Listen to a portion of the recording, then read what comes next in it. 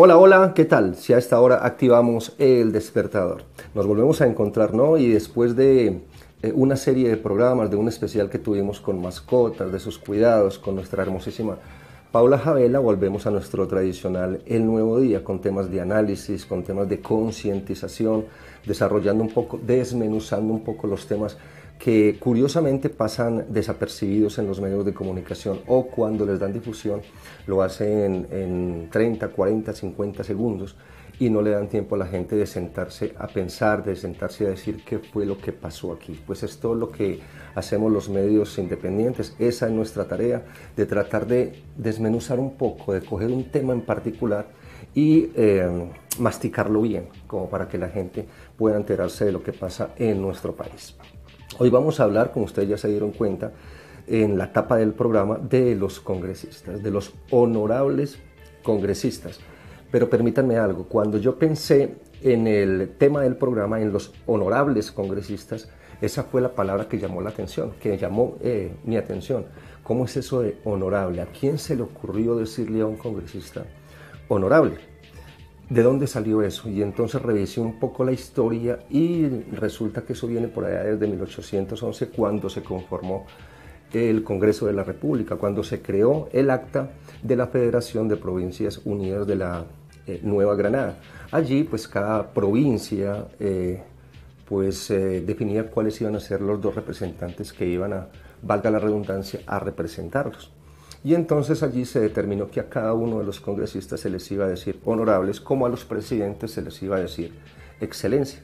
La pregunta es si nuestros presidentes han sido excelentes, si nuestros congresistas han sido honorables. Pues digamos que han pasado 2 siglos y uno podría pensar que durante ese tiempo sí han ocupado estas plazas honorables congresistas. La historia lo ha contado así. Ahora, si en el presente, si en este Congreso actual hay congresistas honorables, y yo podría pensar, yo creo que ustedes están de acuerdo conmigo, de que no pasan de esta mano, posiblemente también de esta, pero la gran cantidad de congresistas allí, pues nos hemos dado cuenta con todo lo que ha pasado en estos 4 años que se eligieron a estos señores representantes, a estos parlamentarios, que muchos de ellos, si no la mayoría, están allí o estuvieron allí porque ya van de salida, defendiendo sus intereses personales, legislando para sí mismos y no para los intereses generales, para el interés general, para el interés de usted y de mí, es decir, del pueblo colombiano. Eso es lo que vamos a tratar de mostrar en el día de hoy. Si usted va a votar al Congreso de la República el próximo año, pues le recomiendo que siga el programa, que lo revise y, ¿por qué no?, que lo guarde, porque pues ya prácticamente se nos vinieron las elecciones al Congreso de la República. Hoy vamos a hablar de nuestros honorables congresistas. Bienvenidos y bienvenidas al comienzo de un nuevo día, otra forma de activar el despertador. A los hombres se les puede eliminar, todas las ideas no. Ahora que tenemos que crear un caos muy berraco.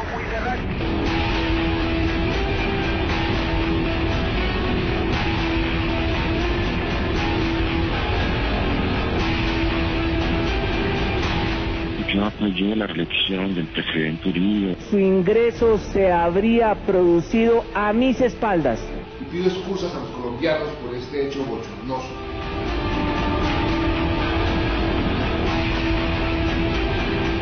La otra opción era una operación militar en Venezuela. Me faltó tiempo.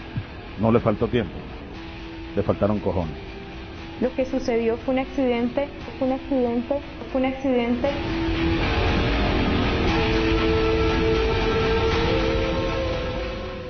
Muy bien, hablemos entonces del Congreso de la República, del nuevo Congreso que vamos a elegir los colombianos y colombianas el próximo año.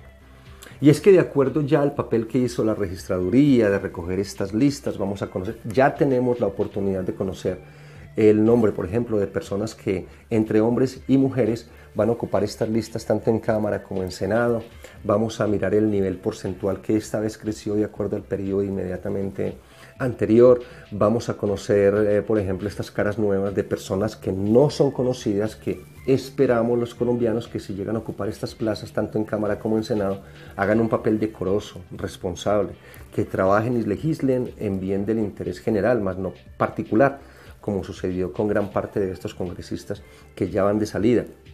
Vamos a conocer otras caras nuevas, pero con apellidos muy conocidos, es decir, aquellas personas que aspiran a llegar al Congreso de la República, pero que van a heredar o están heredando este caudal electoral de sus familiares congresistas que están siendo investigados, o algunos otros que ya están condenados por delitos, por ejemplo, por nexos con paramilitares, por corrupción, Odebrecht, etc. Vamos también a mostrar aquellos congresistas que, estando en el Senado en este periodo, aprobaron unas leyes que van en detrimento de la sociedad colombiana. Por ejemplo, la reforma tributaria, la ley contra el asbesto, en fin, vamos a hablar un poquito de eso. Pero antes de desmenuzar un poquito estos temas, pues yo primero les voy a recomendar a ustedes que si van a votar al Congreso de la República, pues que sigan con mucho cuidado este programa. En otras, que lo guarden, porque se vienen las elecciones y usted podrá darle clic a este programa en unos días o en algunos meses, y entonces podrá darse cuenta que este o esta congresista pues en realidad traicionó mi confianza.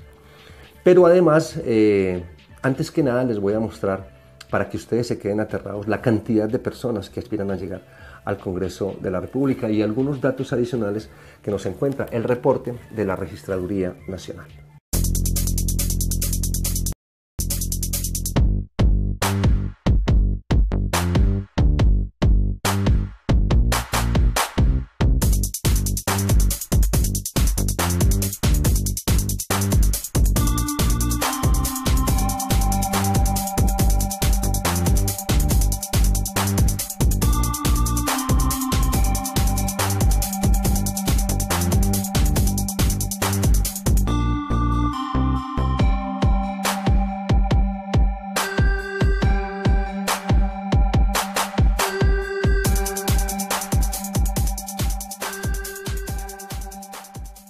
Para hacer un poco pedagogía con plastilina, ¿qué es una reforma tributaria? Pues simplemente la nivelación del gasto del déficit fiscal del gobierno nacional. Es decir, que el gobierno nacional se gasta más de lo que tiene.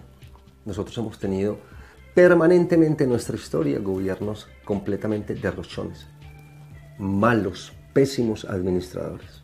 Nosotros hemos elegido a unos pésimos administradores, es decir, yo estoy gastando más de lo que tengo y entonces, pues, ¿qué se me ocurre? Hacer una reforma tributaria para que sea el pueblo en Colombia el que se encargue de nivelarme eso. Ahora, ¿por qué nuestros gobiernos son derrochones? Algunos dirán auxilios parlamentarios, mermelada para estos congresistas, porque la iniciativa parte del gobierno nacional, ¿cierto? El gobierno nacional, a través de su ministro de Hacienda, pues lleva la iniciativa al Congreso de la República y dice, mire, estamos quebrados, ustedes son los encargados de pedirle plata a la gente, entonces aprueben esta ley. Entonces, claro, nos aplican la reforma tributaria. El anterior, por ejemplo, el anterior administrador, el señor Uribe, nos metió 7 reformas tributarias, y eso que él se ufanaba de decir que era austero, que era un gobierno austero, o austero, que era un gobierno no derrochón, y 7 reformas tributarias. ¿Cuántos auxilios parlamentarios, cierto? Y en este, pues claro, la mermelada, el pote de mermelada, pues nos obligó a que nosotros estuviéramos siempre inmersos en tener que cumplir con esta falta de buen manejo del dinero del gobierno nacional. Entonces los congresistas pues aprobaron la reforma tributaria. Aquí es cuando uno se pregunta, miren, el país ha cambiado, ¿cierto? Y se han tomado algunas decisiones que pues le ahorran una plata al gobierno nacional. Por ejemplo, ustedes se acuerdan de Isagen, eso digamos se vendió como en 6 billones de pesos. ¿Dónde está esa plata? ¿Por qué el gobierno nacional dice que no hay plata, que hay que hacer una reforma tributaria, que el déficit fiscal? ¿Dónde está la plata? ¿En qué está invertida o en qué se invirtieron estos 6 billones de pesos?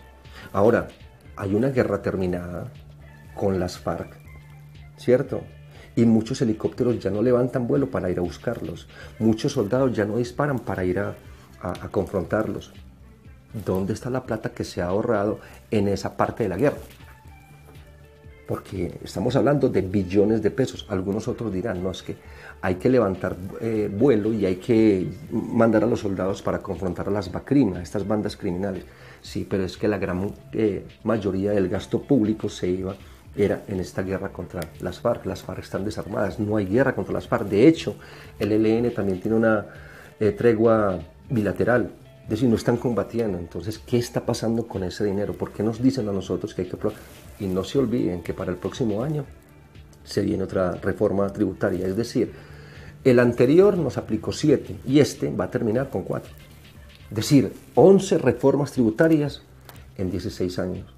Nosotros ya no aguantamos más. Ahora, si esta es una iniciativa del Gobierno Nacional que debe aprobarse a través del Congreso de la República, ¿cuáles son aquellos congresistas que, motivados o no por una cucharadita o una pala de mermelada, aprueban una reforma tributaria? ¿Qué congresista decente se le ocurre pensar que la reforma tributaria debe llevársela a los colombianos para que del 14 pase al 19% su impuesto de IVA? No se le olvide, señor televidente o señora televidente, que se viene una temporada difícil, que es la temporada escolar.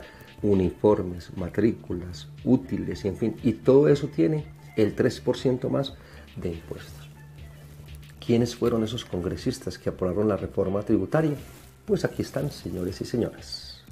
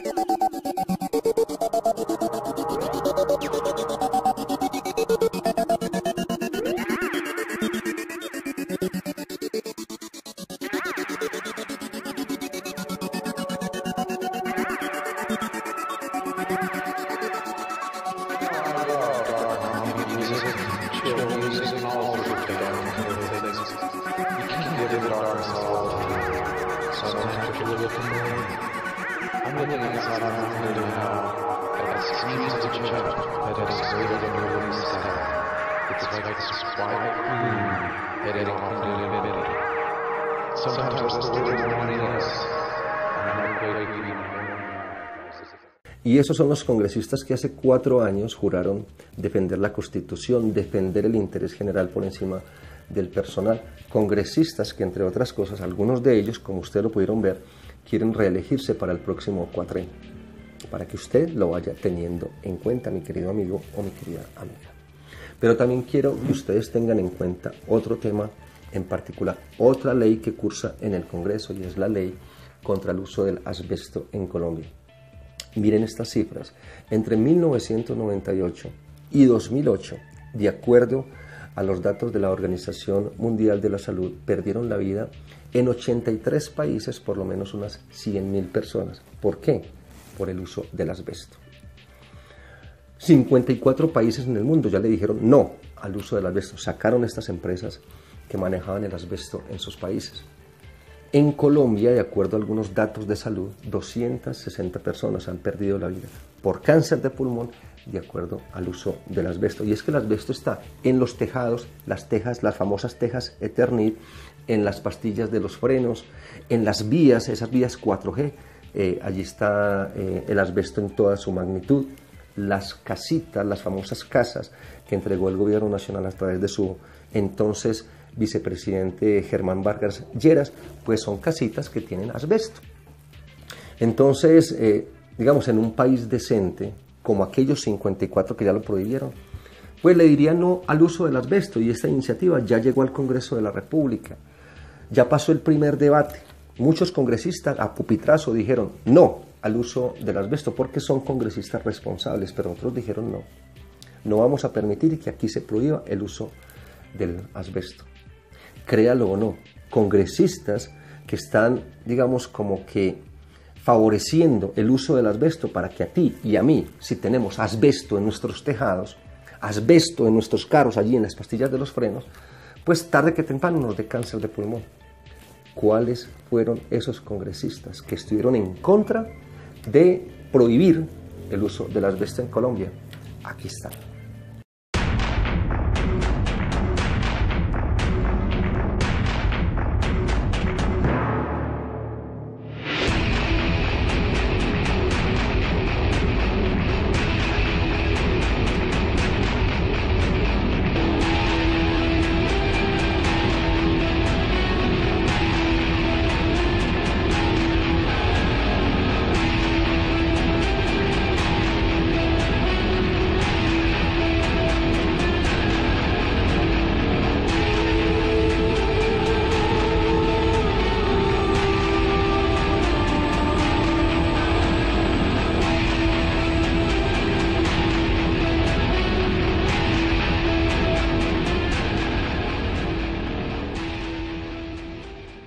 Algunos congresistas que incluso quieren reelegirse para el próximo cuatrenio en el Congreso de la República, para que lo tengamos en cuenta.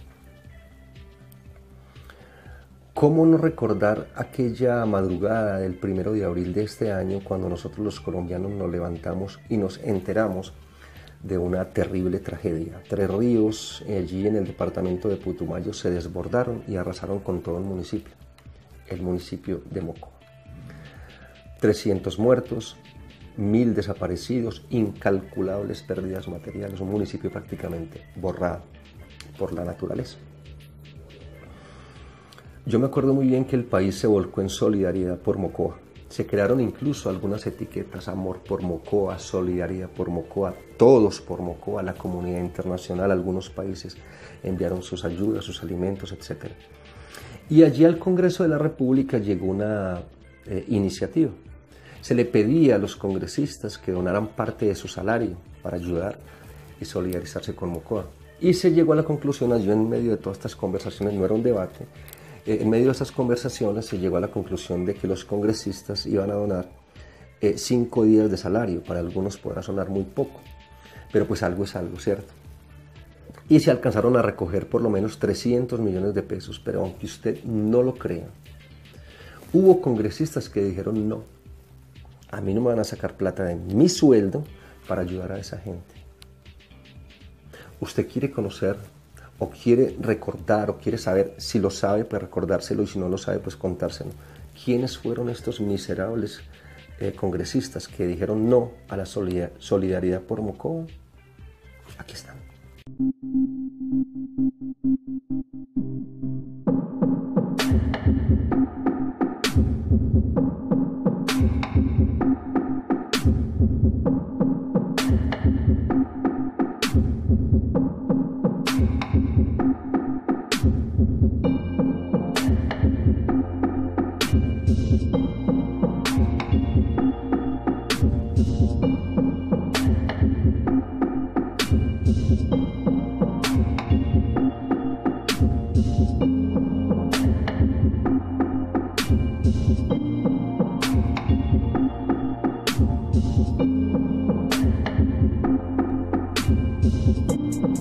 Damn, son, where'd you find this?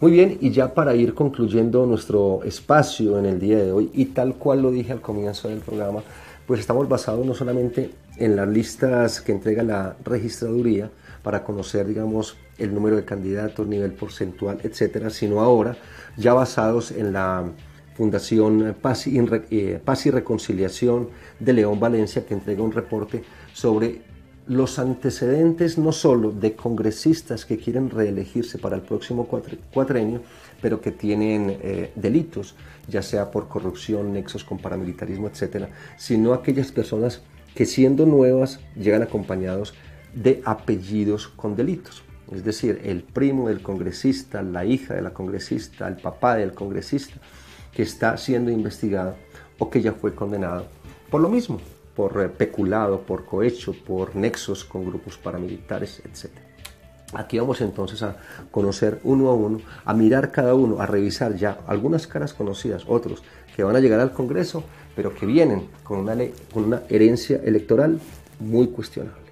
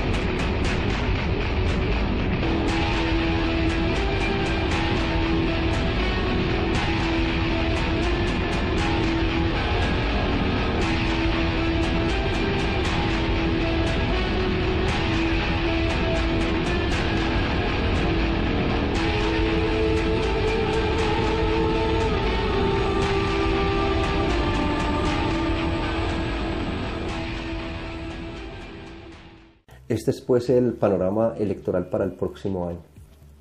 Y me acabo de acordar de Ariel Ávila, quien advirtió que de ser elegido y reelegido, este podría ser un Congreso que quedaría en manos en un 36% de 10 clanes familiares en el país. Es decir, 10 familias tendrían participación en un 36% en Cámara de Representantes y en Senado de la República. Para que lo vayamos teniendo en cuenta, para que tú lo tengas en cuenta cuando llegue el congresista, ese congresista que tú conoces, a venderte ilusiones. Porque no faltará aquel congresista que jure luchar por el interés del trabajador en Colombia mientras le quita las horas extras. Porque no faltará aquel congresista que dice que lucha por tu seguridad mientras hace pactos con paramilitares para que después los mate. No faltará aquel congresista que te ilusione diciendo que trabaja por la niñez, pero su pueblo se muere de hambre, su niñez se muere de hambre. Yo siempre lo he dicho, lo he advertido, lo he recordado permanentemente, que no podemos olvidar que en Colombia nos pueden regalar una teja para, digamos, evitar la entrada de una gotera, pero el aguacero va a durar 4 años. No podemos olvidar que posiblemente en algún día en particular de la campaña nos den un tamal, pero la nevera va a estar vacía durante los próximos 4 años. Nosotros queremos cambiar este Congreso, nosotros queremos cambiar este país, pues tomemos la decisión. En nuestras manos está el voto responsable, el voto consciente. Señoras y señores, les voy a recomendar ya al final de este programa que ya fuera de egocentrismos guarden este programa. Revísenlo permanentemente y cuando se llegue la hora de acudir a las urnas, ojalá media hora antes, no sé cuánto duró este espacio, pero pues tengan el tiempo disponible para poder revisarlo, para poder analizarlo y para que ustedes puedan votar de manera muy responsable. Y así, señoras y señores, no estemos condenados a repetir esta historia. Yo soy Jaime Gutiérrez, comunicador social y periodista, quien siempre les recuerda que en Colombia ojalá cada vez seamos más los buenos y ojalá cada vez sean menos los malos. Dios los y las bendiga. La Reserva Natural de la Industria Licorera de Caldas conserva 3 secretos en sus productos: el agua manantial, la madera del roble blanco para la elaboración de los toneles y posterior añejamiento, y la altura. En la Industria Licorera de Caldas protegemos y conservamos el agua y la vida. Industria Licorera de Caldas, orgullosa fabricante del ron viejo de Caldas, Carta de Oro, único ron del mundo en ser premiado con el Diamond Taste Award. Industria Licorera de Caldas, mejor productora del ron del mundo en 2016, certificada por la Conferencia Internacional del Ron en Madrid, España. Los productos de la Industria Licorera de Caldas fueron galardonados en la edición del ITQI de Bélgica en 2017, premiando su calidad y sabor superior.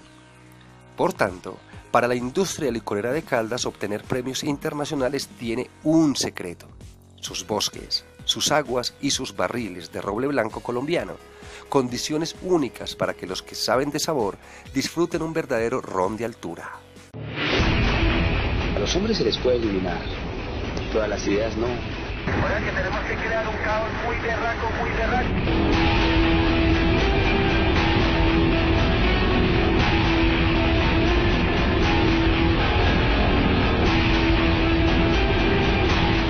Yo apoyé la reelección del presidente Uribe. Su ingreso se habría producido a mis espaldas.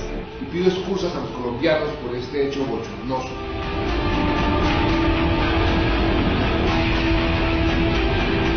La otra opción era un operativo militar en Venezuela. Me faltó tiempo. No le faltó tiempo, le faltaron cojones. Lo que sucedió fue un accidente, fue un accidente, fue un accidente.